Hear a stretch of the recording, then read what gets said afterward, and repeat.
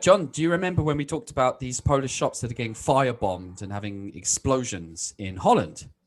We talked about this a while ago. It was a while ago now, but like, kind of, not a very pleasant story. Do Not we have a really. follow up on that, Paddy?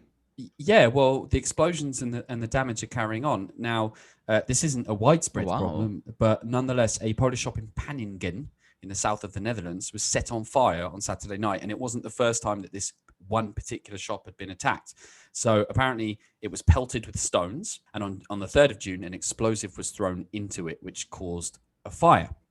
Now, Oh, you might remember, yeah, it got kind of terrifying, really. I mean, bomb yeah. attacks on shops, not something you hear too much of, certainly in Poland at least. But so the Dutch police, as you might expect, are the best of the bunch, and they are looking into it. And it turns out that because of the earlier attacks, they'd been patrolling in the area.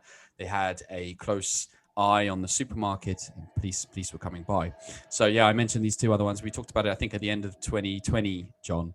Yeah. There was speculation at the time that it wasn't actually linked to the ethnicity of the shops. Exactly. Or some sort of mafia thing, Well, we obviously, yes, there was speculation that it might speculation, of be course. related Speculation. to the speculation related to the owners of the shops who actually weren't ethnically or of Polish nationality. However, although in those earlier explosions, if I recall correctly, no one had been injured. Apparently, no, sorry, there had been someone who had been injured. So actually, this is pretty serious. Now, as of early June, 4 individuals that the Dutch police are refusing to name have been arrested in connection with those earlier incidents. But this latest attack shows that perhaps this is perhaps a pattern that's emerging, perhaps connected to the earlier case.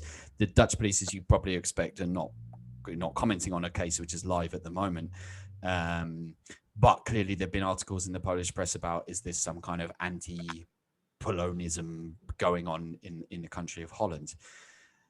This leads me to the moment where I start to look at the way that Polish people integrate into different countries. And we've got Monica with us, who's a shining example of exactly that. Polonia. Hello, Moni. Yes, that's correct. I was part of the big Polonia in New Haven, Connecticut, in the States. You're not an expert on Polish-Dutch relations, obviously, but I think you might be considered the voice of Polonia in America, at least, because you're a leading blogger. What's your view on this? So. It's really hard to say. We can't jump to conclusions. We can't automatically assume that it was a targeted attack, right? We don't really know. Whenever an ethnicity or race come into question, we also always have to be careful, because sometimes it might not have been the reason for the attack. So I think hopefully the police will get to the bottom of this and it won't happen again.